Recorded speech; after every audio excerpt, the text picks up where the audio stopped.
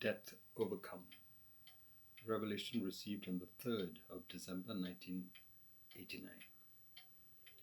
Death has lost its sting. Satan's power was in having the power of death.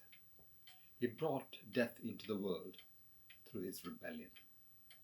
In the Garden of Eden, Adam and Eve would have lived forever if they had only eaten of the tree of life.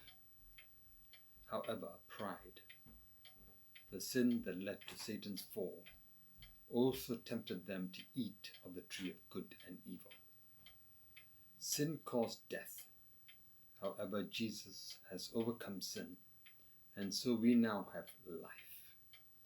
But the effects of sin are on ourselves. This is what will cause physical death. Our spirits will live on forever, but our bodies will die because of sin. Now, as we eat from the tree of life, Jesus, then our spirits will grow in wisdom and knowledge to overcome sin in the flesh. This brings life to us and strength. Each time we sin, we bring death. Sin is destructive. We sin in thought, word, and deed when we give in to temptations of the flesh. We are freed from the power of sin when we confess them and receive cleansing in his blood. There is life in the blood because it is living. His resurrection gave power to his blood to cleanse all sinners on earth. That's why Satan can't stand the blood. Now visualize his blood cleansing you, spirit, soul, and body. His blood cleanses you and frees you from the effects of sin. His blood cleanses you from old habits and thought patterns. It frees you to think and behave in new ways. His blood frees you from the influence of all other powers. As you read God's word, you eat of the tree of life. God's word contains his life. It is spirit and life to those who eat it and obey it.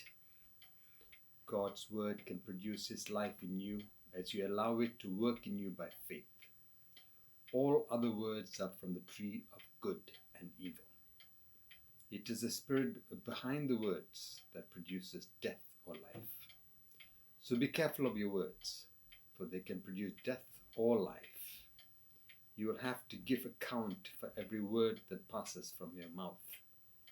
Death to self means death to the evil influences that work through your flesh. Your flesh is so self-centered and selfish. In identifying with Christ's death, you're freed from the self-life to live Christ's life. This is a process as you actively deny the right to the flesh so that Christ can be more in you to rule over every thought in your life. His resurrection power will give you the power to overcome the flesh. It is as you come into the revelation of his love for you that you will be released from the bondages of your flesh. So rejoice that you are free to enjoy the riches of Christ in heaven as you offer your life as a living sacrifice to him. Sickness and suffering are due to the effects of sin. Only Christ can free us from it. So look to him for your salvation.